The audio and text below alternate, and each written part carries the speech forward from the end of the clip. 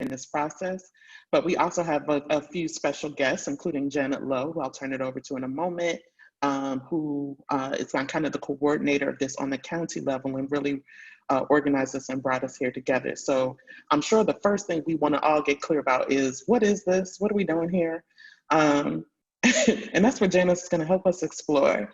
So I'm going to turn it over to Janet, who's just going to share kind of a quick PowerPoint on how and why we've all come together in this way. And then we're going to start to dig into the what a little bit more. So Lauren, Tracy, do you want to say agenda. anything? Yeah, thanks, Amber. Tracy, an agenda was not sent in advance, so you guys aren't missing anything on that front. And maybe after, I'm assuming that most folks know each other on the call, but just in case they don't, after Janet kind of lays the groundwork for what we're talking about today, we can do very, very, very short introductions. We've got a spiel, a very short, like 3-word spiel for you guys to share with us. But Janet, why don't you kick off and then we'll chat amongst ourselves. All right, wonderful. Thank you so much. And here, can everybody see my screen? Yes. Yes. Okay, so we've got that agenda is up right there right now.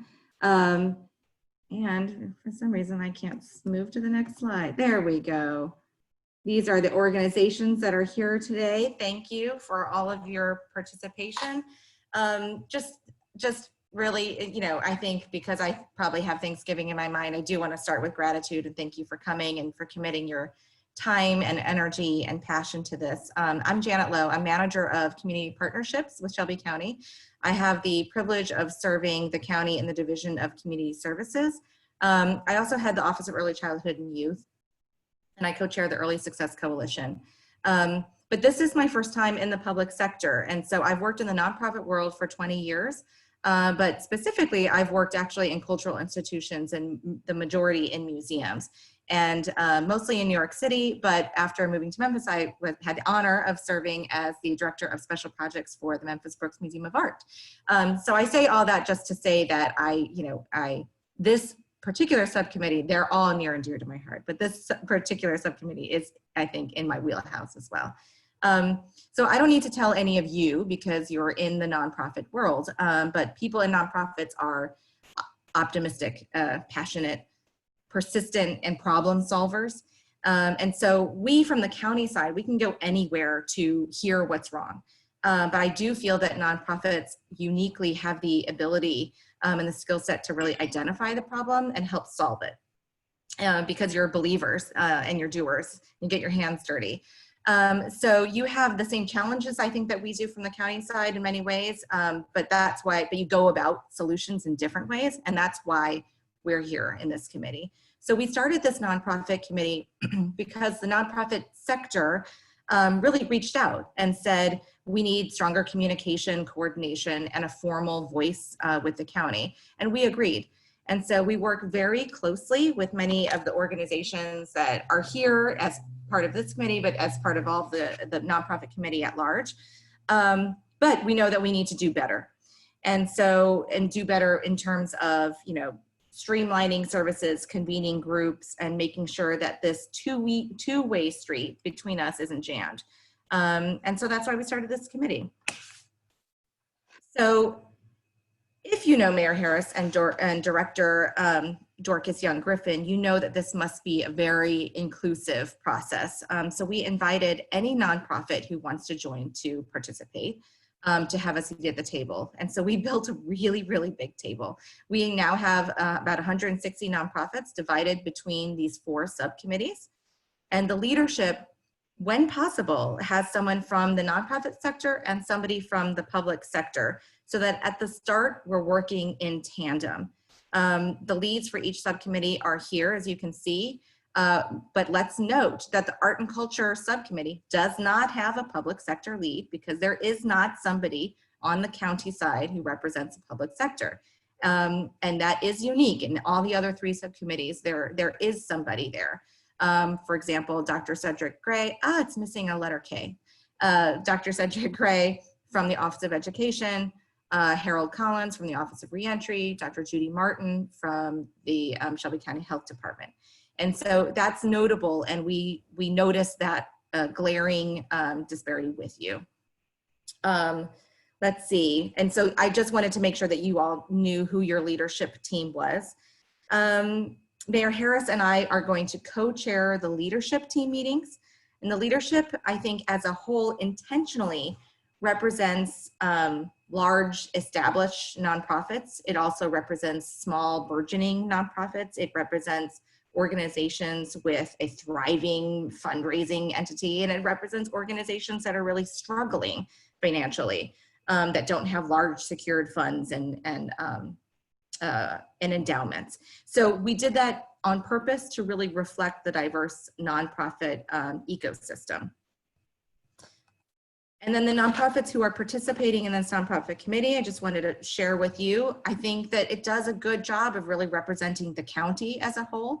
You know, I'd like to see something from Arlington, but I think as a whole, though, you can see that the zip codes that are represented through all of your work really reflects the county. And then the one on the map on the right are the office locations. So as you can see, most people are along that.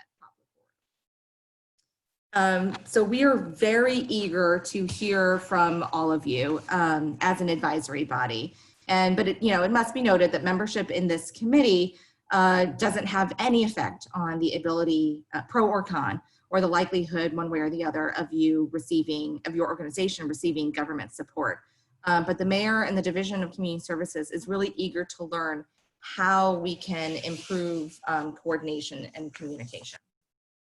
And so what I wanted to do is share with you some national models. So, we definitely don't want to reinvent the wheel. We want to build upon previous efforts, and we also want to be aspirational though too. So while this committee is unique in nature because it's inclusive, it's not unheard of. And so there are models across the country, not many, but some that I wanted to just share a bit of their accomplishments, just to give us a sense of what else might be possible. And by the way, I'm speaking again as the nonprofit committee as a whole, not specifically the art and culture subcommittee. So Denver has an office of strategic partnerships, and it serves as a liaison between the city of Denver and its nonprofit sector. They are kind of function like this committee that we have and Momentum rolled into one. Because they focus on capacity building, sustainability, professional development.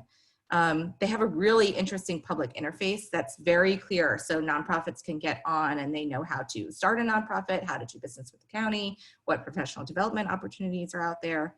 And they have a community fund that's kind of like the community foundation here. And they really focus on streamlining contracting policies and payment efficiencies. And so all of that was their hope for that committee, or their council as a whole, was aimed at bringing in more federal dollars. In New York, there's an interagency coordinator for not-for-profit services. That's also similar to Denver's model. They really, though, focus on cross-sector partnerships. And they did something really interesting, I think, which is where that body identified nonprofits that could serve as model nonprofits and be ambassadors and serve as examples for other future or existing nonprofits. And they also set up systems to streamline and reduce redundancy and really help get nonprofits paid quickly if they were doing money with the state. And their big question is, how many nonprofits pass on funding and why? And most of those are because of administrative costs. And then the state would address those administrative costs to sort of tee up organizations to be able to receive all of the funding opportunities that were out there. So that's New York. Philadelphia has something called Advancing the Mayor's Initiatives with a Specific Mayor's Fund. It's kind of like the Community Foundation, but it's specifically a vehicle for individuals, foundations, corporations to contribute to the fund that go to address identified priorities, identified specifically by the mayor. And so these are all really large endeavors, much larger communities than ours. So I also think it's really important to look at local models that have also been extremely successful.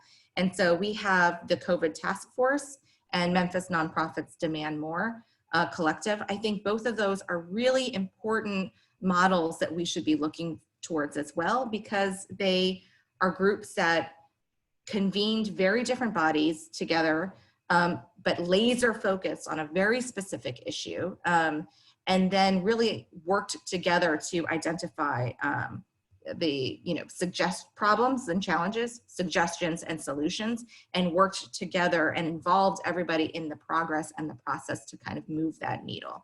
And so these are always, I think, in the back of my mind to say, what are we doing? What are we going to accomplish here? And let's see if we can get some best practices from those models to sort of help us in our work. Because I really do want to see this nonprofit committee, each specific subcommittee, and the nonprofit committee as a whole, laser focus on some issues and really move the needle. Because I think, and I say this, I think Amber and Lauren and Darren will laugh at me, but I say this often, but the last thing any of us need is another meeting, right? We all have so many meetings to go to, and we often have attended many meetings that don't go anywhere. We talk and talk, and there's an annual report, and then it collects dust and nothing happens. And that is not what we want from this work. I do want to share with you, many of you filled out, thank you for those who filled out a survey initially, and I want to thank my colleagues that are on here, Alex Schwartz and Quinn Taylor. Alex Schwartz put together a great summary, which I'm happy to share with you if you're interested. But we asked all of you participating nonprofits to share your initial thoughts about expectations and hopes for this committee. And here's what you shared. So we started with an open-ended question, which is, what do you want the nonprofit committee to accomplish? And answers revolve largely around communication and collaboration and connectivity between the nonprofits. And I think this was something that was a little bit of a surprise to me. It wasn't about connecting with the government more. It was about connecting with each other in a more strategic way. Secondarily, you wanted to connect more with the county. But, and then specifically when it comes to coordination, it was really about identifying gaps, sharing data and resources, and aligning strategies. And then not surprisingly at all, there was also a very strong interest in funding, identifying sources of funding, helping to make connections with philanthropic entities, and building capacity for the ask. So you also want to improve access to existing services through strong coordination and communication. When asked to identify immediate needs, you said direct financial assistance for residents, continuation of services in person, obviously that's a very COVID specific one, employment opportunities and professional development, and technical support as well. So, and finally, we asked if you currently receive funding from Shelby County government, and about a third of the nonprofit committee as a whole said that they do.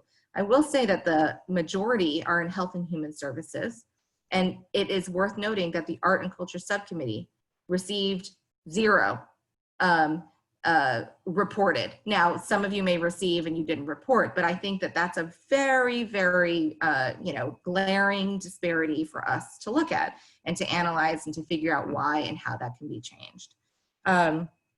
So that, and so for obviously with this survey, I have a million follow-up questions, and we do know which organization responded in which way. So I can and will probably do some follow-up with specific organizations.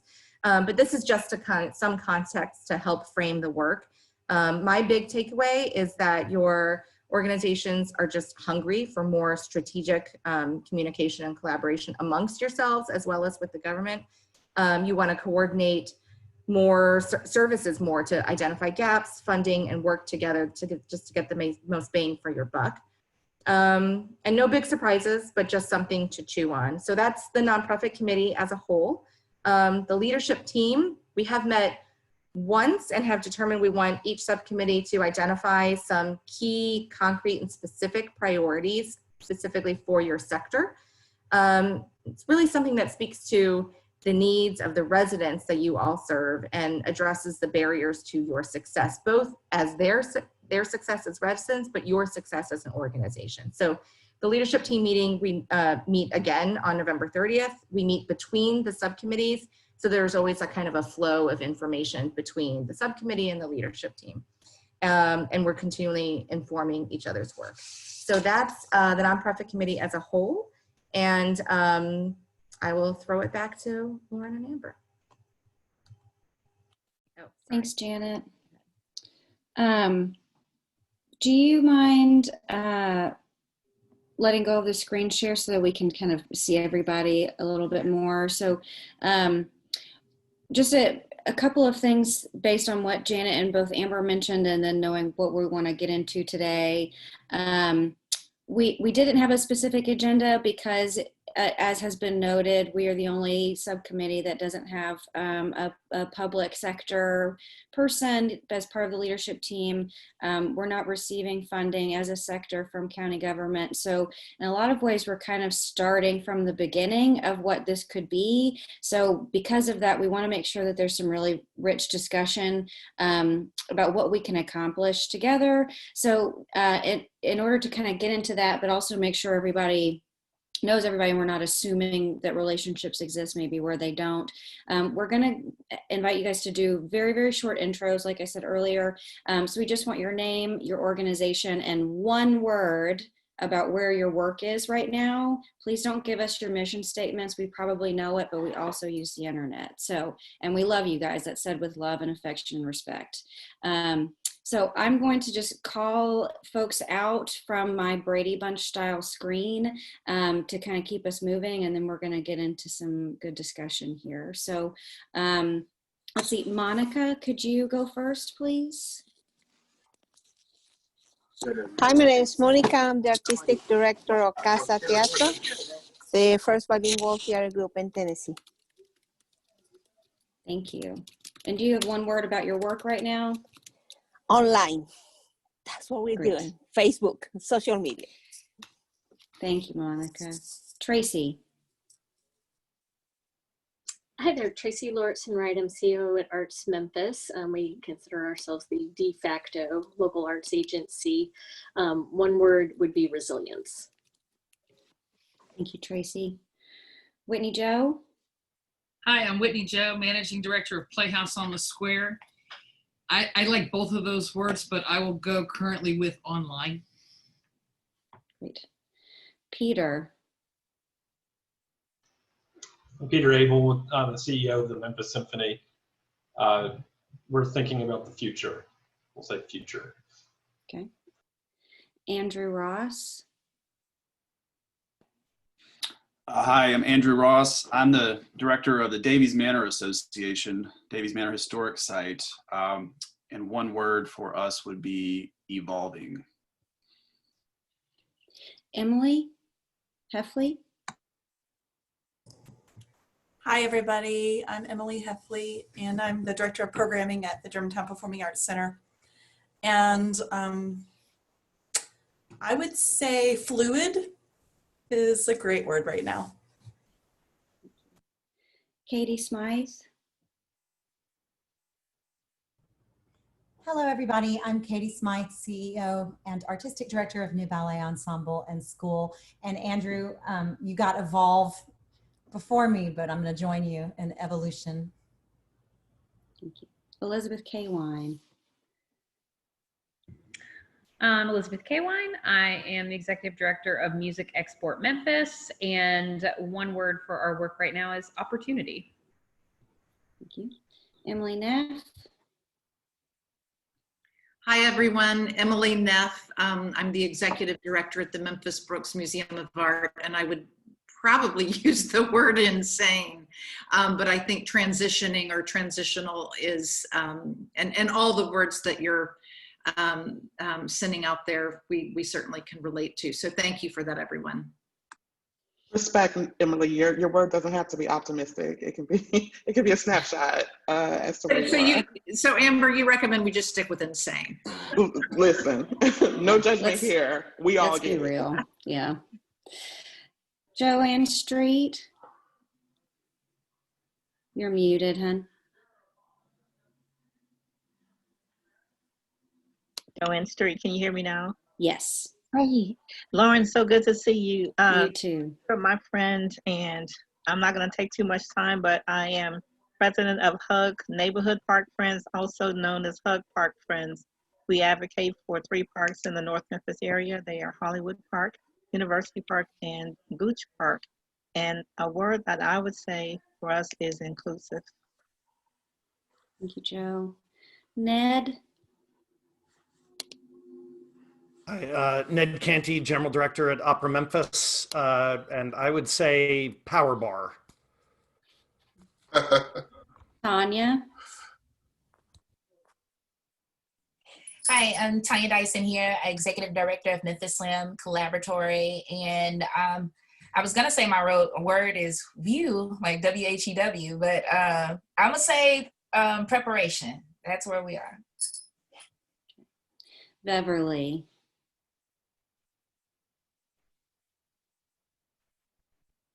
Hi, I'm Beverly with the Arts Cafe in South Memphis, and my word would be challenging. Thank you, Beverly. Natalie Wilson? Hey guys, I'm Natalie Wilson, Executive Director at the Levitt Shell, and I think our word would be reimagine. Abby Phillips?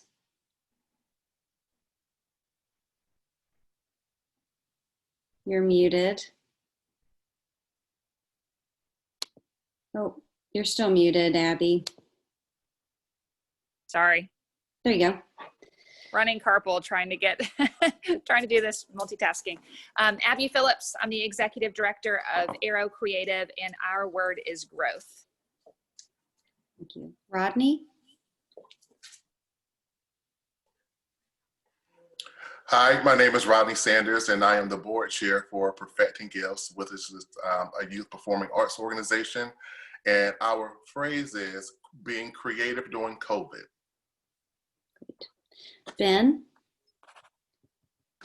Hi, I'm Ben Jabor. I lead community engagement for Paint Memphis, and I would select, if I can, a hyphenated word, in progress, because we are fortunate enough to have an outdoor gallery up in Uptown. So we are facing the public, and they have the opportunity to go see our work right now, but there are some challenges.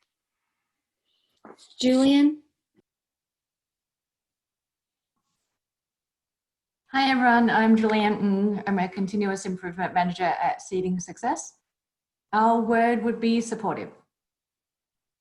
Frankie? Hi everybody, Frankie Dakin, Special Assistant to Mayor Harris. My word of today, and I think probably all of COVID, is relentless. Great. And then we've got somebody on the phone, and I'm not sure who that is, but I see your 901 number. Have I missed anybody? Lauren, you can give one for yourself. Yes. Introduce yourself to the people. Lauren Kennedy, Urban Art Commission. More. Our word, we need more. A need. There's a word. Let's see. I'll chime in. Yes, thank you, Darren. I'm Darren Hollingsworth with Momentum Nonprofit Partners, and our word is service. And can we also have? I would also chime in. My name is Calvin Poole. We're Tri-State Adaptive Sports Association. We provide adaptive sports for the people in the community. My word would be sustaining, trying to sustain a healthy and active lifestyle. Thank you. And then we'd also like to make sure Quinn and Alex, part of our support crew from Shelby County, have a chance to say hello. Hello, my name is Quinn Taylor. I'm an intern with the Office of Community Engagement and Outreach alongside Janet Lowe. My word for the day would be potential. Alex? Hi everyone, my name is Alex Schwartz. I also work in the Office of Community Engagement and Outreach with Janet Lowe and Quinn, and my word is opportunity. Great. So Janet, do you want to share a word, and then we'll let Amber share her word and take it into our next part of the agenda. Just want to make sure everybody had a chance to say hello. And thank you, Amber, for calling out. Feel free to throw links so people can find out more about your work in the chat as well, too. I did echo a lot of what everybody was saying, but opportunity is what I have in mind. Thank you all. Amber. Hi, everybody. I'm Amber Hamilton. I'm the Executive Director of the Memphis Music Initiative. And my word is Monday, in the sense that this feels like extra Monday on my Monday. This is like peak Monday today for me. I don't know how it is for y'all. I'm wishing y'all Friday, but I'm living in Monday. So, okay. Is there anybody who has not gone? And we apologize if we may have skipped you in the Brady Bunch zone. Okay, cool. Well, thank you all for taking a moment to do that. Really quickly, I'm actually going to bounce back before I bounce forward and just ask if there are any initial questions. I know Janet probably gave you all the lay of the land, or somebody from that office gave you all the lay of the land in order to get you here. But were there any just general questions on anything she presented before we started to start to break that down even further into what that means for us?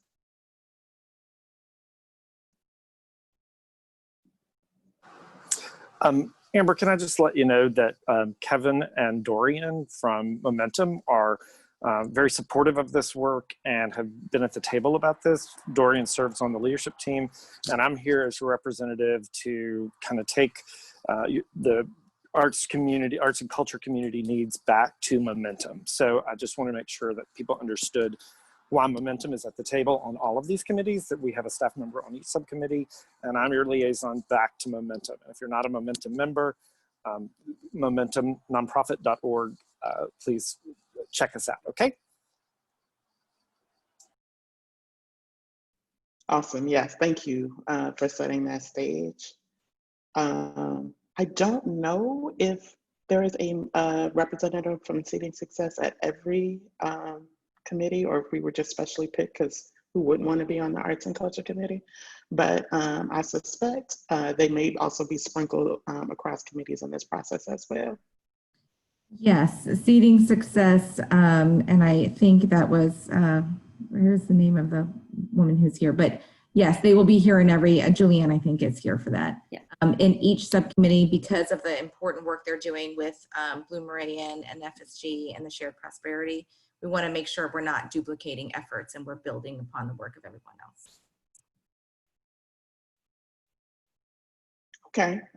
So we're just gonna keep the conversation free flowing. If at any point we need to just harken back to something Janet said or we started with, please feel free. Again, y'all, this is our time to just kind of dive into it. So speaking of how we want to spend this time, I thought we would also just acknowledge how we don't want to spend this time. There's an old Chris Rock skit from like when he first started his career. And he talked about if he ever won an Oscar. He said, if I ever won an Oscar, I'm gonna get up on that stage, I'm gonna hold that statue, and I'm gonna tell everybody I don't wanna thank. And he goes in like, I don't wanna thank my third grade teacher who told me I was never gonna be anything. So I always keep that in my heart. And I wanted to just take a moment to talk about what we don't want this to be before we get into even further into what we do want this to be, because we want you to know that Lauren and I see you and feel you and hear you. So the first thing we don't want this to be is unfocused. There's a large universe of mutual issues that we all share, and we could spend a lifetime just digging into those, but at some point, we're going to take like our universe of collective issues and really whittle them down so that we can have a focused conversation. So we definitely do not want this to be unfocused. We don't want unattainable goals. So whatever this thing is, it has to be something that's a thing that really happens. I know I am not interested in participating in anything where we're talking pie in the sky. I hope you aren't interested in that as well. And I know Lauren is not, nor Janet or anybody else. So we want all of this work to be attainable, and we don't want this to be a theoretical discussion. I say this next one with love, because I love and miss all of you and wish we could all hang out, but we don't want this to be social hour. We love you. We wish we could see you. We wish we could hang out. This isn't necessarily the meeting for that. Maybe we can create some adjunct space where we can all just catch up with each other and be normal and be humans. But this is not necessarily the time for that. So we don't necessarily want this to be social hour. But we do want to get to know each other better through this process. The next thing we don't want this to be is beneficial to just a limited group of people. So for example, as Janet noted, at least in terms of the survey results, none of us are getting funding right now from the county or tapped in that way. We don't want to walk away with this process and one of y'all gets funded. Like that's not that's not a win unless you're an intermediary and you'll be sprinkling that cash all around. So this is not to benefit the bigs. This is not to benefit the smalls. This is not to benefit the legacy institutions. There's no subsection that we want any of this worker discussion to benefit. We want something that's going to have a lot of collective benefit to everybody. And it may benefit some slightly more than others, but if all boats don't rise, this is a complete waste of time. And speaking of which, that leads me to my last thing. We don't want this to be a waste of time. As Janet noted, I know you've got to be inundated with these kind of calls and Zooms all day, every day, constantly back to back to back. You're probably eating your power bar because you haven't had a real lunch. You're tired, you're underhydrated, you're undercaffeinated, all of those things. We feel you. So Lauren and I are determined to make sure that this is not a waste of our time and it is not a waste of your time. So we will always be cognizant of that. We will always bring it back to kind of the benefit of the group. And if it's getting off track, you are welcome to hold us accountable in terms of making sure that we are staying on track. Can we all agree to those things? Is anybody, looking to waste their time or to make this social hour? Speak now or forever hold your peace. Wonderful. So hopefully we will continue to move in that vein. Again, we always want to respect your time and your participation, but we're going to start to kind of dig in a little bit more into both a couple of housekeeping notes about how we stay connected, and then talk a little bit more about the actual goals of what we are jumping into. So let me, with that, turn it over to Darren, if he's available right now, just for a second to talk about the LinkedIn group and how we can stay connected with each other.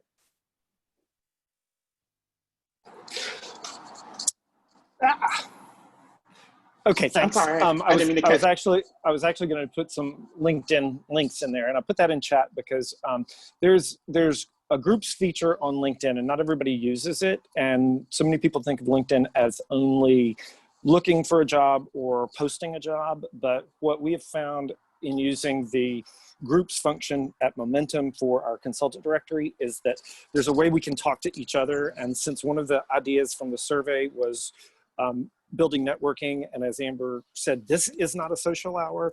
And LinkedIn really isn't a social network, but a professional network.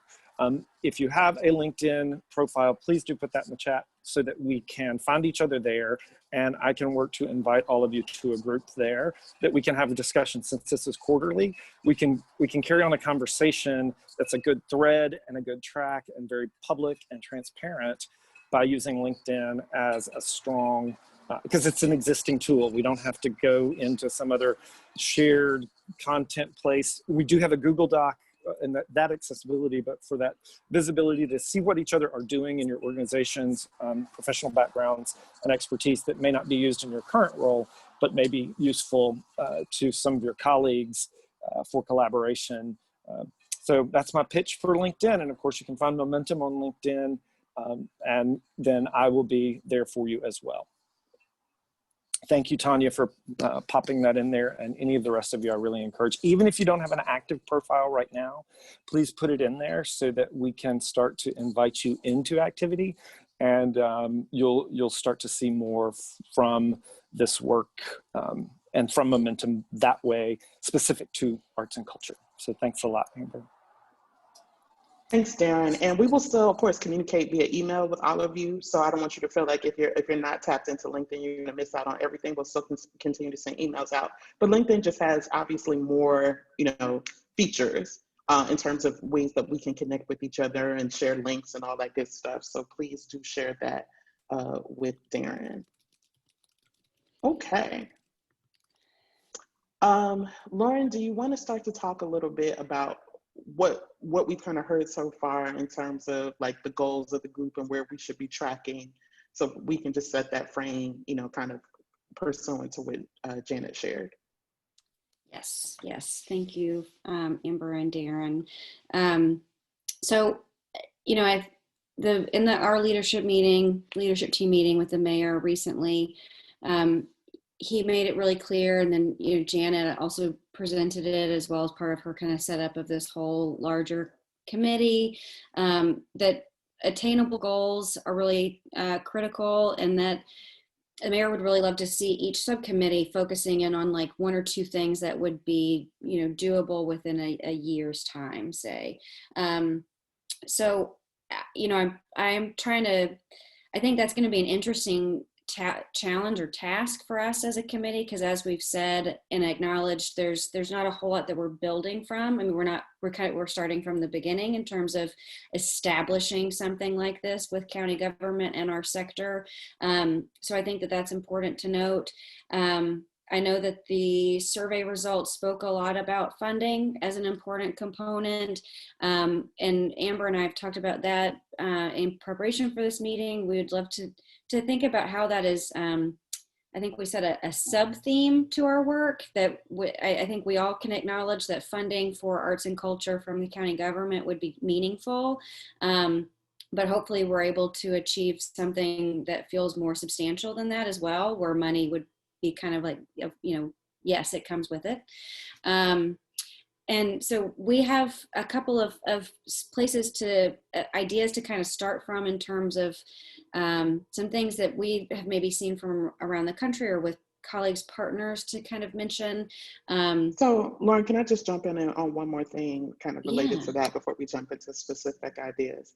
Yes. So with this group, I think there are kind of 2 themes that I also think about when I think about what we can use in order to forge a better relationship with the county and have them support us and how we can support some goals there.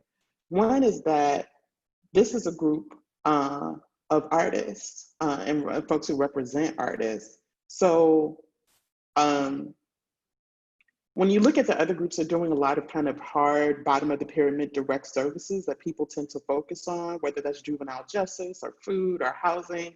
And as we all know, arts very much tends to get lost in the shuffle in terms of like what supporting those services look like from a government perspective.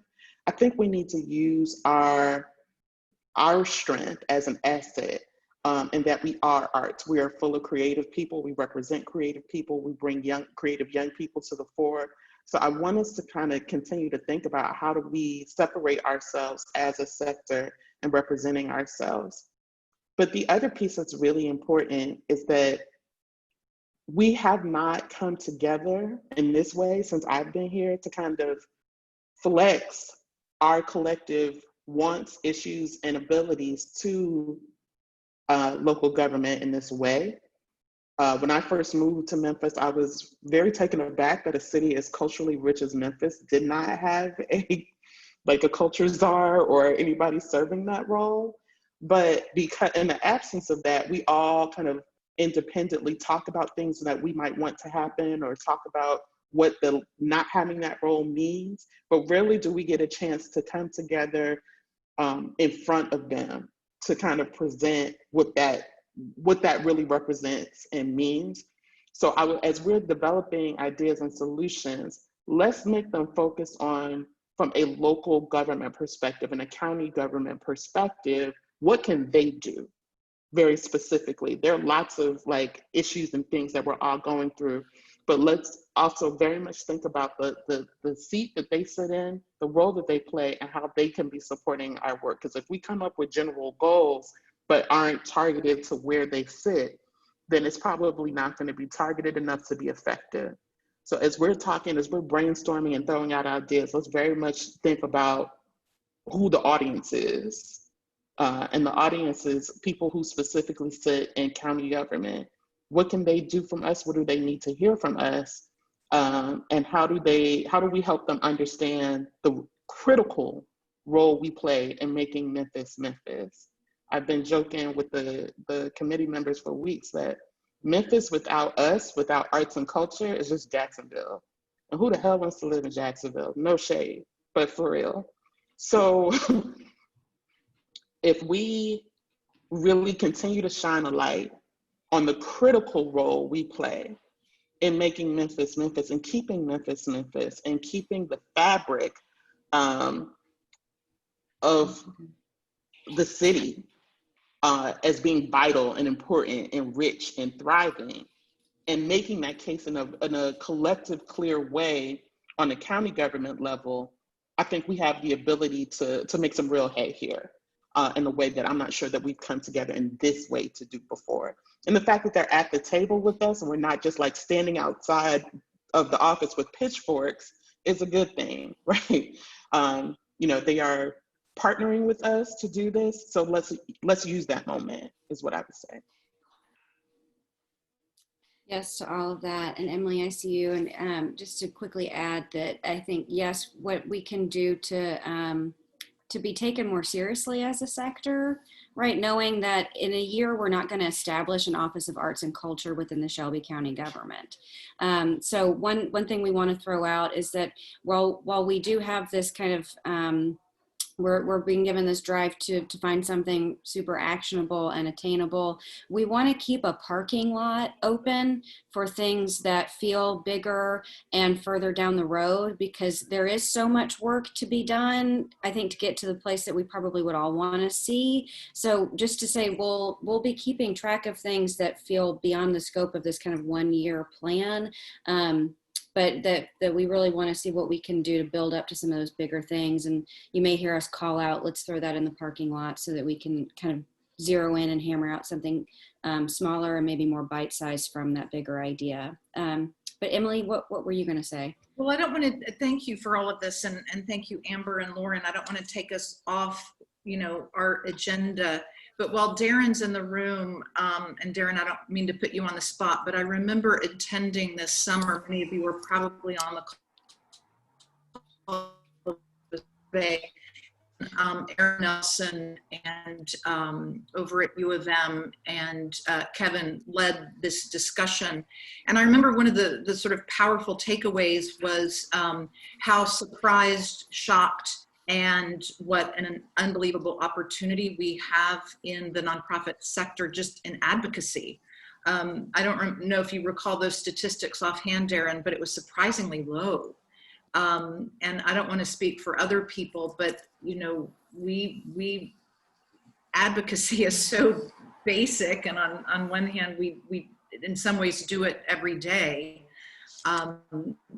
But they felt that, or at least Aaron did, that was one of our big opportunity areas, that we are just not organized enough and have a system in place other than the usual things we all do when we're writing letters to our senator and our congress people and so on. I don't mean that.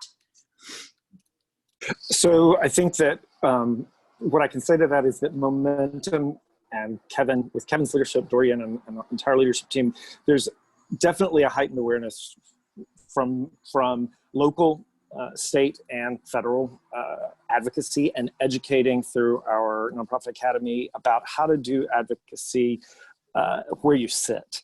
And that, yes, the upside potential from the State of the Sector report, that's what you're referring to as the State of the Sector report.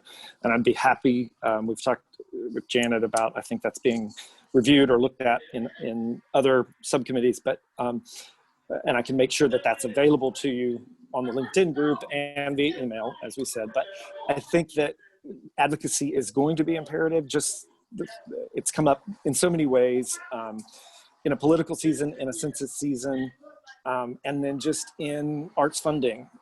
So we're on that wagon with you, and Momentum as a convener. We have two things actually coming up this week. There's a public policy survey out there, and sorry, I'm outside. I'll grab that and put it in I'll grab the date or the survey link, and I will also grab the public policy for different size nonprofits. There's going to be a town hall kind of meeting. One of them for organizations under 250,000 is coming up this Wednesday. And that we will be continuing to provide resources for you. And there was to be a public policy event in the spring that obviously got canceled because of COVID. And Dorian mentioned in a staff meeting this morning that we will be reinitiating that with the public policy sector. So I hope that answers your question and lets you know that Momentum is definitely on board with you, and the arts needs it, the arts and culture. And I want to be sure to always kind of say arts and culture in the conversation, but yeah, we are online with you. And I would agree, Emily. I think advocacy as a theme could be definitely something that's on the potential list for this group to dive further into in terms of a specific ask or want. So I will kind of put that on the list to revisit as we start to narrow down ideas. It's fine too if it goes in the parking lot. It resonated what you were saying. Yeah. There's some clear need both locally and very much on the state level. I get very confused about who is advocating for Memphis arts and culture on the state level, who is whispering in those ears in Nashville about that. And I am confounded as to how that works. So, okay. Other thoughts that people wanted to share before we jump into some other ideas? All right, so this is Rodney. I just want to clarify the list of ideas or the group of ideas that we're coming up with. So the way Janet explained it, there's a symbiotic relationship between the public sector and the nonprofit sector. So on number one, and correct me if I'm wrong, there's a group of needs that the public sector needs that the nonprofit sector could come together and serve as solutions for whatever needs that the public sector has identified. So that's number one. But then there's also, if you think about the arrow the other way, there's a set of needs that the arts nonprofit sector needs, in which we need the help from the public sector. So those are kind of like two sets of ideas. So that when you're thinking about advocacy, that's more in terms of from public to the nonprofit.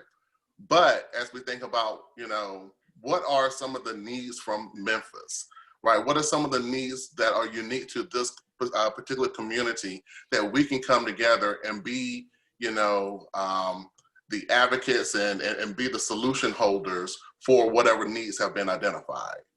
So that's kind of like how I'm saying in my mind. And correct me if I'm wrong in terms of how you guys are thinking about scope for this. That's a great framing for everything that's happening. I would say in my mind, and this is not like how I'm leading the group, this is just my personal opinion. I think all of us are doing work to kind of support the public good, which hopefully should be the county's, general objective, whether it's, creating performances, serving young people and educating them. So we all have like kind of a collective public good.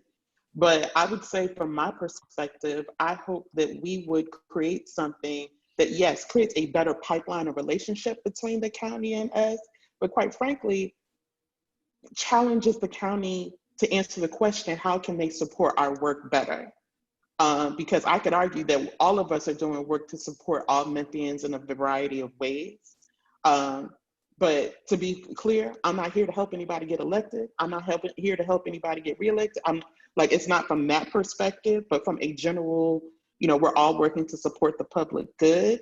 How can we leverage our resources together to make that happen more effectively? And how can we, again, challenge the county to support the work that we're doing? It would be kind of my specific framing for it, but I don't disagree with anything that you shared, Rodney. Does anyone else have any thoughts on that? I would also chime in and say that it's more, you sort of gave two scenarios. I would say it's more the latter, in that we're looking for this committee, this art and culture subcommittee, to identify the priorities, not that we from the public sector are identifying priorities for you to come create solutions for, but that we want you to tell us what are the priorities for the art and culture sector, and then what could we jointly do to offer up suggestions and solutions. Thank you. Okay, other preliminary thoughts? So as Lauren and I brainstormed for this, and we just kind of threw out some of being a little wackadoo, but some initial ideas and suggestions, just as thought starters, not as anything in particular that we're advocating for, to kind of get us thinking about things that we could be throwing on the table for us to think about. But we want you to play with these, reject them, throw out something way better, all of those things. So I think Lauren is going to share a couple of thought starters with you. I just want to throw out that, I think one thing that feels important to me in trying to think about what we can do together in the next 12 months is that it's not just about COVID response, but then not to like contradict myself. One thing that COVID has kind of underscored for me is I think as a sector, the organizations could be taken care of better, but also I think that the how we're caring for individual creatives in our community is something that could be maybe something we dig into more. Amber and I talked about ways to put people to work in terms of like artists being embedded in county service delivery or divisions. We worked with city government to embed artists in the comprehensive planning team during the Memphis 3.0 engagement process. So I think, maybe where there's an opportunity to see how we could invite individual creatives into county government in a way that we know that we're creative problem solvers. So how could that actually show up in terms of how our government functions? But then also maybe partnership in a deeper kind of way too. I'll throw a link in the chat, but there's a pretty fantastic program from Ural Arts Philadelphia called Porchlight. That's a really in-depth partnership around with the City of Philadelphia's Department of Behavioral Health and Intellectual Disability Services. So I think that there are some really interesting things that could be done in terms of like multidisciplinary partnership with different arts organizations and artists in terms of specific county delivery services that we could talk about. So those were just kind of a couple of things that we had chewed on initially between Amber and myself. And I think even harking back to what Emily shared earlier about advocacy, how could partnering with county government on something be a way to stair step into that advocacy? Like what are we advocating around specifically too, but to me, a lot of things, there's a lot of opportunity where you can have artists or arts organizations working directly on something that the county might be trying to achieve that we're probably already doing, right? But how do we marry some of those existing bodies of work?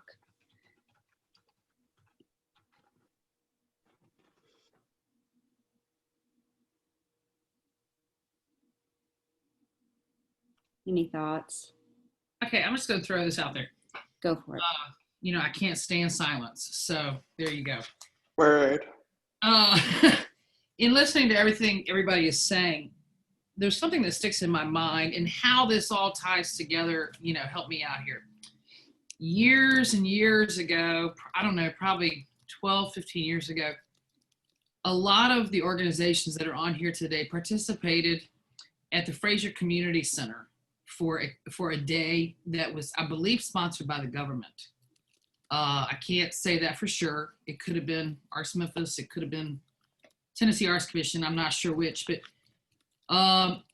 people performed. Everybody had tables out. Kids came, families came from everywhere in a neighborhood that was so thirsty for it. And again, not sure where I'm speaking is going, but somehow to translate that into how do we as a collective reach these neighborhoods that are thirsty for what we offer and we can be a benefit to them, and how do we work together to get there? So I'm just throwing that out there. Again, not really sure, but in you all speaking, it really brought back, because that's a day I personally will never forget. Because it was so wonderful to see these kids, and we do festivals all the time, woohoo, whippy, but this was different because it was a call to the community to come out and meet us.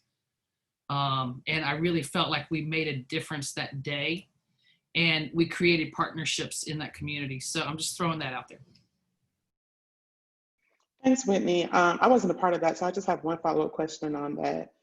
The partnerships and the relationships you were trying to create, was it kind of, for lack of a better term, amongst each other as different community groups, or how did you envision like what the goal was? It was connecting with each other, but it was also connecting to that neighborhood. And the families who had not experienced dance and theater and all of these wonderful, arts. I don't know. I mean, that we're still having people to this day that we know of that have come here because of that day. And it was, the police were there, the fire department was there. I mean, it was like all the services were out there. And again, I don't remember who sponsored it. I don't remember who did it, but it was at the community center there. And it was all outside, inside. So I'm not sure I helped answer that question.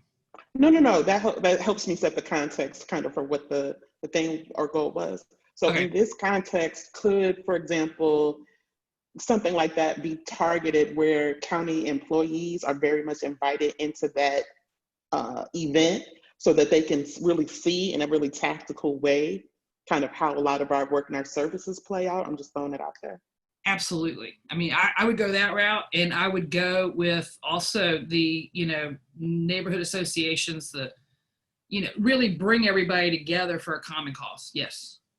I mean, it's sort of like when, when somebody wants to sell a specialty license plate, and I'll use the arts for an example, the object is to get the county clerks, Shelby County clerks, to push your license plate. And so to do that, you have to get the Shelby County clerks to know who you are and know what an asset you are to this community, to get them to say, oh, look at this beautiful arts plate. Don't you want to pay the extra $35? Right. And so it's along those same lines. Yes. Is get all of them involved. Educate. That's a great idea. And I'm also trying to translate into kind of virtual friendly environments, because we're in such a weird space. Who the heck knows what's going to happen over the next 6 months or a year in terms of when we would be able to replicate something like that. But one promotional thing that we might be able to do is potentially do kind of a takeover, if you will, with Shelby County government and the art sector, where we're looking at a day or a week or whatever, where we look to get very much ingrained and integrated in getting to know their services and their staff, and they get to know us.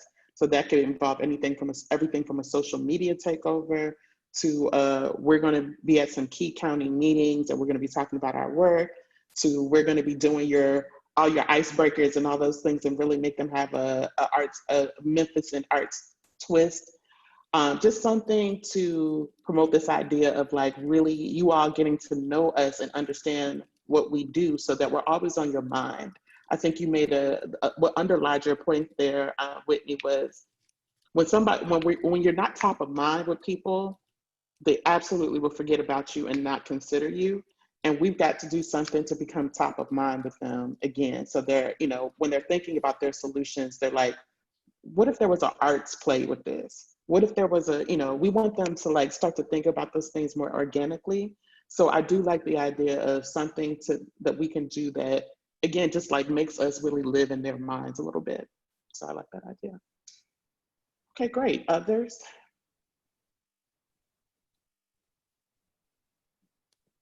And I know in the chat, you guys have been offering some great thoughts and ideas about this idea of kind of community engagement, and how do we get involved potentially in what feels like community engagement or community service projects that could potentially kind of bring us together and show some of the best of what we do. So thank you for dropping those things in the chat. Other thoughts?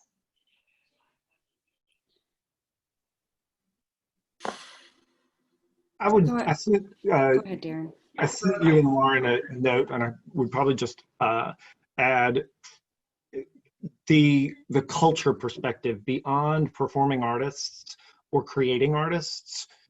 What are the needs of the cultural community, the people that are on the call? There's some new organizations to me. I've been gone from Memphis 20 years, so there's some new orgs here and entities here that I was thrilled to hear about in the introductions, and some of those seem more like cultural than performance or artists or creative artists. So I'd love to hear from somebody on the call. And Andrew, I don't want to put you on the spot, but were you from JV's? So if it's you and anybody else who's got that real culture component that's not a performing entity or creative entity? Yeah, sure. I'll jump in on that. Thanks, Darren. I mean, so for those who aren't familiar with Davies Manor, we're a small, very small historic organization, historic nonprofit. And, we sort of overlap oftentimes with what we do in the education field. In normal times, we frequently have field trips and programming geared around education and interpretation. But, obviously this is not normal times. But one of the challenges that we're really facing, I mean, we're sort of, like I said, we're very small, 37-acre historic site in Bartlett. And one of the challenges that we're facing is we've historically been a very insular institution that hasn't had a whole lot of outreach, marketing, for a variety of reasons, complicated reasons. We haven't had a whole lot of engagement with particularly the Memphis community. I mean, we're out there in eastern Shelby County. And so our group of stakeholders is very much in that immediate area around our particular site. And so we're certainly interested in having a younger group of stakeholders. Our board has been undergoing a lot of institutional changes lately. And so we're kind of navigating that. We just recently went through a whole strategic planning process and have shifted our mission statement and vision statement, really stressing inclusivity, really stressing telling a different historical story, a more complete historical story. And so these are all things that have been happening internally, very slowly, I should say, but they've still been happening. And so now the challenge is not only raising awareness about what we do, but collaborating with other small, not just historical organizations. I mean, we also have, gardens, and we have some livestock, and we have an arboretum trail. So we do things that involve, the natural world as well, that go beyond just pure history. So, making history more interesting for younger people, more relevant. Those are challenges that we're facing. So that's a little bit from the historical angle. And thank you for sharing that. Oh, go ahead, Lauren. No, I was going to say thank you for sharing that, because it reminds me what a wide diversity of entry points we all have into this conversation, juxtaposing what you're offering with versus like a Slim House or Opera Memphis. Like, we all have a very wide diversity of entry points into this that I don't think many on a county level would understand necessarily or appreciate the diversity and the complexity there. So one of our proposals and solutions could be something that speaks to how do we showcase how wide that diversity is. I work on the music side, so I very much think of Memphis in terms of musicians and music and those kinds of things. But even I lose sight of what might be happening in Davies, in all these other ways. So I think it's a theme that we can really think about, is how do we really showcase the diversity of what we have, even within the sector, and make that relevant on a local government basis. Whitney, did you want to say something? I'm sorry, she was raising. Yeah, I just wanted to add, for what you said is it's also the history, and each of us is an asset to this community, and it's showing how that asset and that history makes Shelby County better. So if I could piggyback on those thoughts, and actually I think connects to the earlier experience you had shared, Whitney Jo, but I think we want to figure out what we can do with the county, but also what are some other things that you all maybe within your work need. But one thing that I'm hearing from you all, but I'm also thinking about just like knowing to be true, because nobody has enough staff, money, right, marketing dollars. Like we're never able to share what we're doing as widely as we want to. So I wonder if awareness and access to our programming isn't an issue area that we could maybe focus in on. And Amber, I think you mentioned something about like a social media kind of takeover.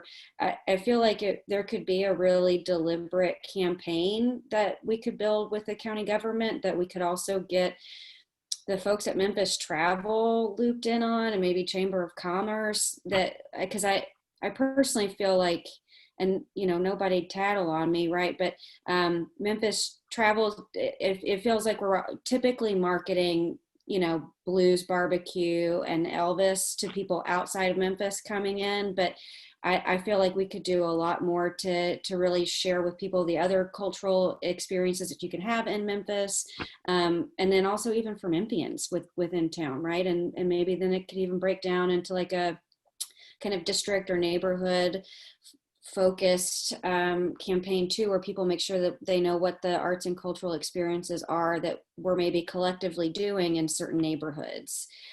So just to call that out as one thing that I'm kind of picking up on, is that it feels like awareness is a critical component. Yeah. Can I add? Emma. No, go ahead. We'll do Emily and then Rodney.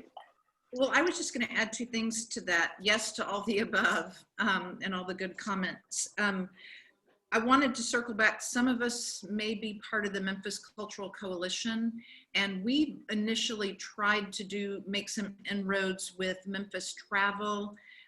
It didn't go very far, not for lack of, and the whole goal was to go, that we love barbecue. No shade on Elvis, no shade on all that, but Memphis is so much more than that. And it kind of didn't go anywhere. But I don't know that it was that they weren't interested. It just wasn't where they were. And I think we may have, the timing may be perfect now, because of course the whole tourism industry has been thrown, upside down. And so there may be a path there now where we were not as successful as we might have wanted to be before. And then secondly, everyone's throwing shade at Elvis. I love Amber's idea, and I know this sounds corny and this may not be where we want to go, but when you talk about the takeover, I love that. And I'm wondering if we, some of you may go to Nashville every year, where we either do the arts advocacy on the Hill or the nonprofit advocacy on the Hill. And I don't know about the rest of you, but when I interact with government elected officials, they are so happy to see us or know us. They know we're important, but they don't always know why, and they know remarkably little about us, so that we have a foot in that generally, oh yeah, arts and culture, yeah, that's what we're about, but then there's not that knowledge there. So I guess what I'm saying is maybe this is a combination of all of these threads that we've been talking about so far, but looking at those, not that we necessarily want to take over Shelby County in that exact same way, but that may be something we could look at. Yeah. Definitely. Rodney, I'll bring you back in. Yeah, so to piggyback off of what both of you guys have said, so I have an organization in Memphis called Exploring Black Arts in Memphis, which is different from me serving as a board chair. And this particular organization is about 2,000 professionals in the Memphis area. So as we think about community, if we were to drill down and think about the different constituencies within the community. And so Exploring Black Art serves the business community, because one thing about the Fortune 500 companies in the Memphis area, think about the FedExes of the world and even the Medtronics of the world, their employees live primarily in the suburbs, right? And some of them live downtown. And so when they move into Memphis, a lot of them are not aware of all of the diversity of arts organizations that exist. They may know of the Orpheum, they may know of the Germantown Performing Arts Center, and I promise you that's it.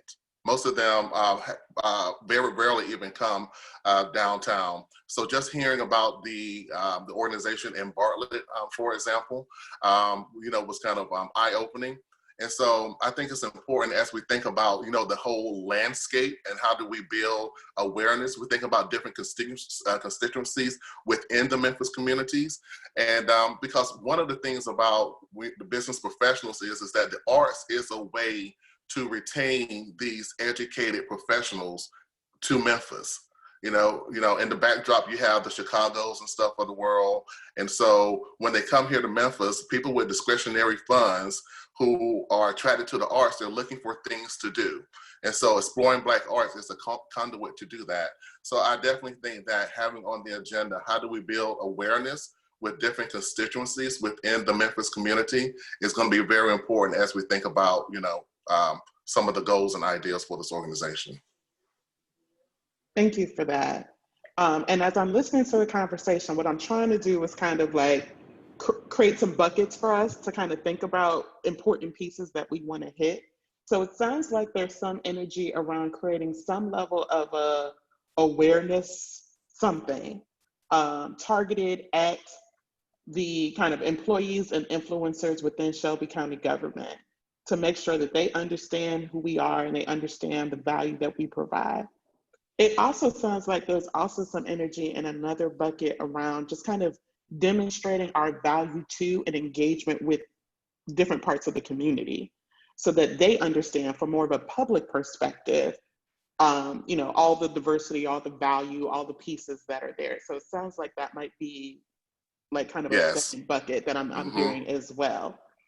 I don't want to lose, because I thought it was an important, some kind of specific advocacy bucket. I really like that idea as well, so that we are building a case and some kind of pointed ask around what advocacy for arts and culture looks like to us. So there could be something there. And again, this may not all happen at the same time, but I'm just kind of trying to synthesize what I'm hearing. So I've heard some good pieces around that as well. Hey, Amber, can I add something? Yes, please. Sorry, this is Tracy. I've been shuttling my daughter, so I've been struggling with the mute button. I apologize. But Arts Memphis is hosting Arts Week December 7th through 12th.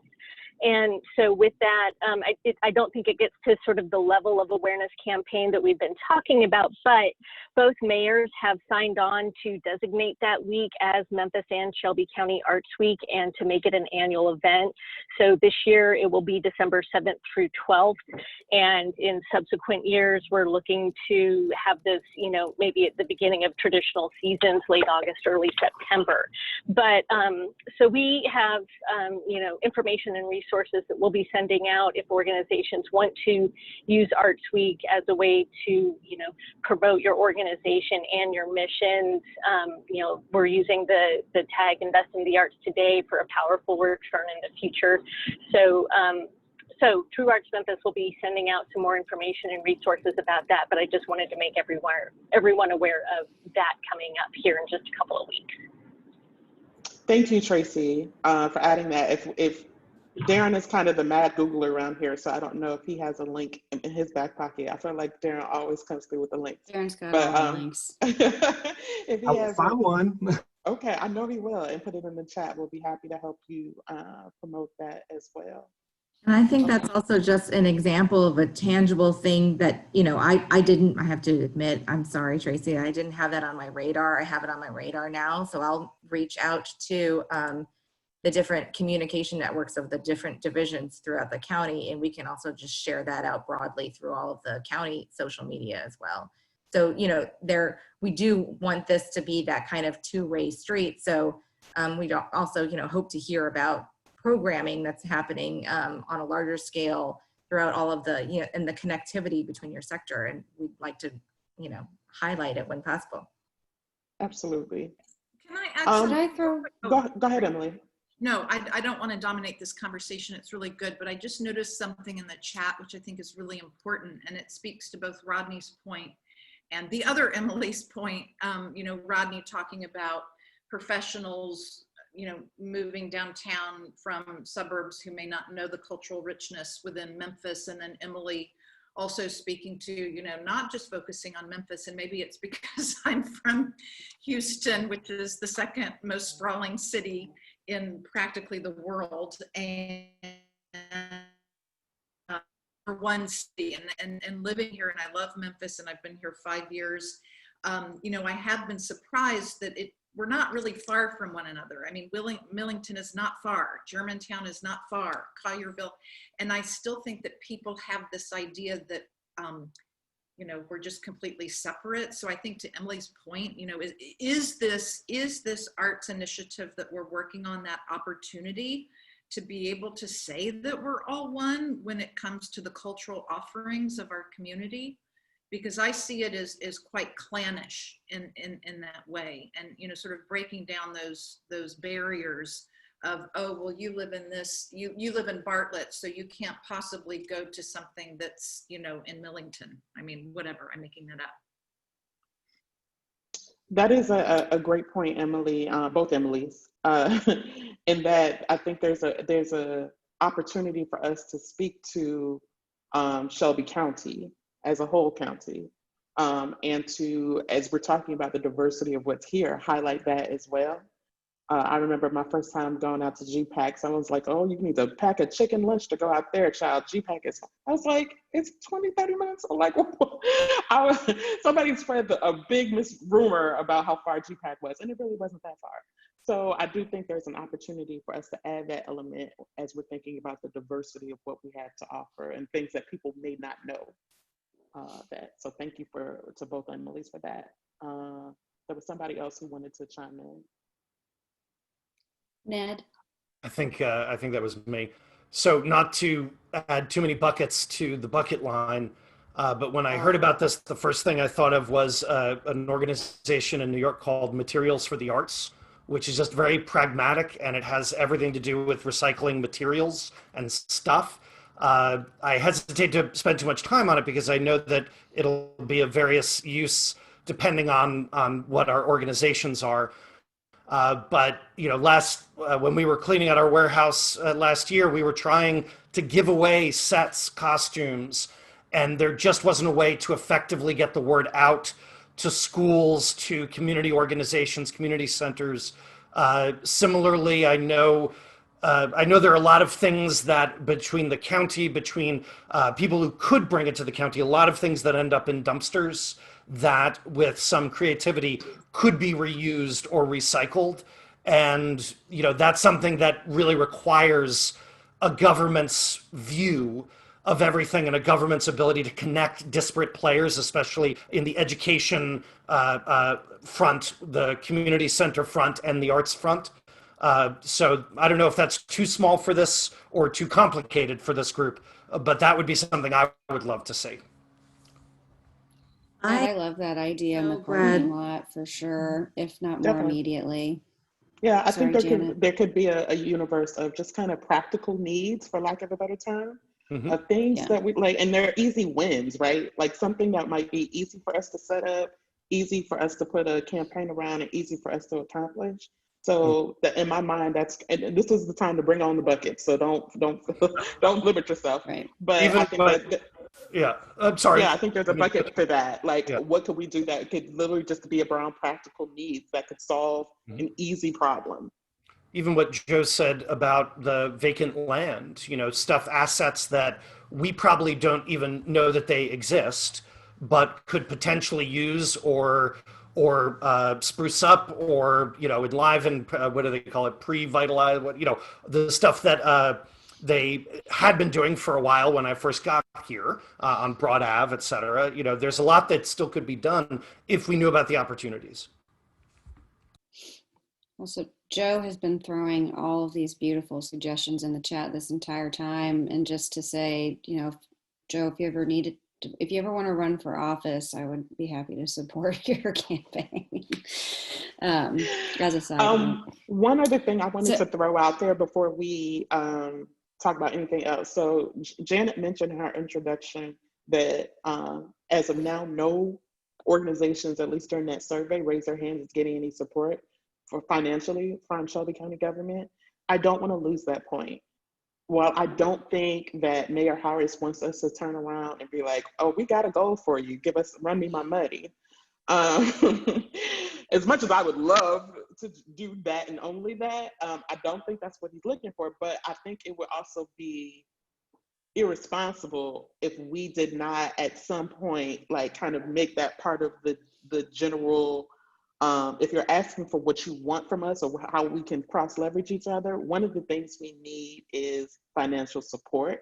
And I think that this group can help maybe tailor something specific, whether it's a statement or a collective ask or something that speaks to that point. So what I want to say is we don't have to completely lose that point in order to focus on some other things that I think collectively we can get to in terms of kind of programming and cross leverage. But I don't want you to think that we're just not going to talk about that elephant in the room, because we are. But I think there should probably be an ongoing conversation about how do we collectively craft how we want to address that point with him, other than show me the money. So I just wanted to bring that up, that it's not going to be lost in the shuffle.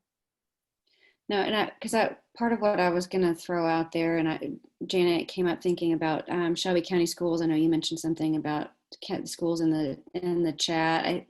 To me, the money has to be part of it, but I think also this larger idea of both advocacy and awareness countywide for new audiences. But I think there's also a connection to corporate leadership, and I think it was Rodney. Like, we are the reason why people move to cities, right? We are the reason why people come here. So what is the relationship that the county could leverage with corporate entities that were part of how they pitch recruiting folks to Memphis to work for them?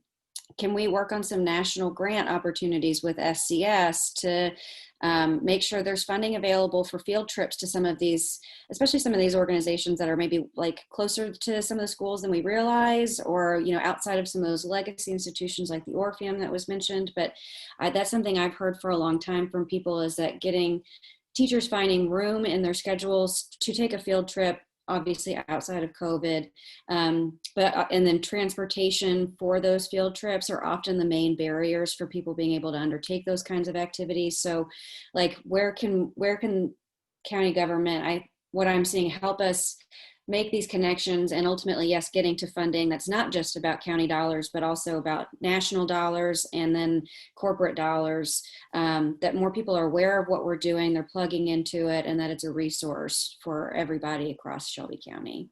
And Elizabeth, you haven't said anything. I see your hand up. I know, I've been really quiet. I just wanted to build on that and what Amber was saying. I think that obviously, anytime there's a survey that's out, that's like, what do you need? What are your challenges? I'm like, yeah, it's money. Everyone needs money. We need money. They need money. The funding piece is really critical, and I want to see that. But what you just said, Lauren, about leveraging these other, like leveraging corporate support, to me, that really speaks to the need for an advocate in government. And obviously this is a county conversation. So, it would be amazing to have an Office of Arts and Culture in the county, but the reality is, and even if that's a single person, but the reality is, it's embarrassing to me daily that we live in a city that has defined much of American culture through its exports in music and food and you name it. And we don't have any sort of formalized, Office of Arts and Culture. It's really embarrassing. And I know that I am preaching to the choir and the converted, but I think that, to me, the reason that this is connected to that funding piece too is that any government can only do so much to support a nonprofits ecosystem or an arts and culture ecosystem. They are serving the people, the citizens first and foremost. But when you have somebody whose job it is every single day to wake up and think about nothing else than how to advocate for our sector, that's when you do start leveraging bigger dollars from the private sector, from corporate, to be able to bring some of these things to life, to be able to support our community in a more meaningful way. So I think it's about pulling some levers, and I'm really glad that we're all gathered in this space together. But I think ultimately what we all know is that until there's somebody, again, whose job it is to eat, sleep, and breathe and think about it and be our liaison and our advocate and figure out how to use their small slice of the pie to, bake an even bigger cake for everybody. I think, that to me is what success will look like. And I totally get that that's not going to happen in a few Zoom meetings, but just wanted to throw that in. I think it's an excellent point. And for example, one of the ways we could direct that energy toward the work of this committee, for example, might be to kind of have a session where we're brainstorming all of the things that could bring to the community and all of the ways that could help other objectives within Shelby County, so that we are creating almost like a white paper on what, what it delivers, right? Because I think from a county perspective, they're probably thinking about how much it's going to cost and how many asks they're not going to be able to meet, but they don't see the other side of it that many of us have seen in terms of what it brings to community and what, the resources it could be leveraging. So for example, that could be almost our own advocacy play in all of this, is to brainstorm that out and present that to county government to say, you gotta take some money to make some money. So, okay, so let me I know we're about to wrap up, but I wanted to just say one Tracy thing. wanted to, throw something out there too, and then we can maybe think about how to congeal these thoughts in the appropriate way. Great, thank you. I just wanted real quick to point out, to the thought about, public support.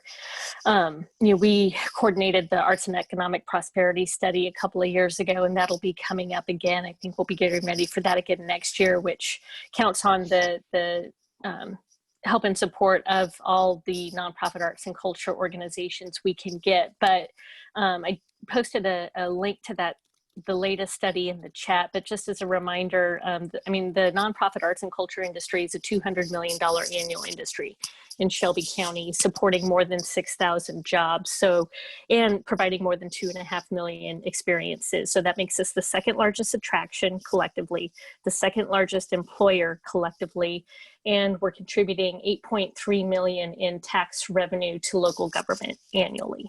So those are just some numbers to work with as they are right now. And this is from data from 2015. So we know those, once we get on the other side of COVID, those numbers will be higher. But I think to talk about, just looking at the economic impact, the numbers are really compelling. And then two, just if you're ever looking for a tool, I use the Americans for the Arts Social Impact Wheel a lot, just to get other data points to help make your case. So thank you. Thanks, Tracy. And I reposted that link in the chat for those who are looking for it. So really quickly, we got to wrap up because I'm going to respect people's time. I do want to say this. At some point, Lord and I are kind of responsible for starting to whittle this down, but we don't want to do it without you. We don't want to do it without your support, but we can't meet on this every day. So look for some follow-up from us as we take all these notes, try to kind of put them in some buckets. We may ask you to vote in a poll. We may ask you just for some next steps. We will need to meet again, probably I would say next month. I know the mayor was asking for some solutions by November 30th, but my 2 cents worth was that was a little aggressive, and that timeline wasn't going to work for us to be able to really get to something that feels good, that we all agree on, that meets all of our goals. So know that in the interim, Lauren and I are going to review these notes, try to make heads and tails of some of these, and we'll respond back to you all. But if we ask for a poll or just some additional input, please do respond so that we can get your input and just kind of keep the ball rolling in between these meetings. And then we will definitely send out a notice of some meeting in the future so that we can keep the ball rolling. Lauren, did you also have some thoughts? You were thinking exactly what I was thinking, Amber, and I think a poll would be a good way to just kind of hammer in on a couple of things so that we could spend all of our next time together really diving into those ideas. But that I would also really encourage folks, the idea that Ned threw out, if there's anything that's also very tangible, that's just I have too many of these objects and I need to get rid of them in some kind of sustainable and responsible way. I think let's also add just a type in space, fill in the blank space on our poll so that you can continue to throw those ideas out to us. Because like I said, this parking lot is, this needs to be a long-term relationship, a long-term conversation. So please don't hesitate to continue throwing ideas like that out, and we'll keep track of them and bring them back up where we can. So that was we will. But thank you all. This is really, really helpful. Everyone had great ideas, and I feel like we're all thinking in the same vein. So we just need to keep this energy going. We won't waste your time because I don't want my time wasted, but we're going to keep this energy going and hopefully start to whittle this down to a couple of short-term goals, some long-term goals that we can share with the county, and they're going to respect us. Damn it! So, all right. Any other final words from anybody? Yeah. Any other final words from anybody? Put some respect on this sucker. You're right. Put some respect on it. Yes. Absolutely. And then just throw money at us too. Just throw loose dollars Make it at rain, us. make it rain, make Yes. it rain. Yes. You know you love us. You know you love us. Yes, absolutely.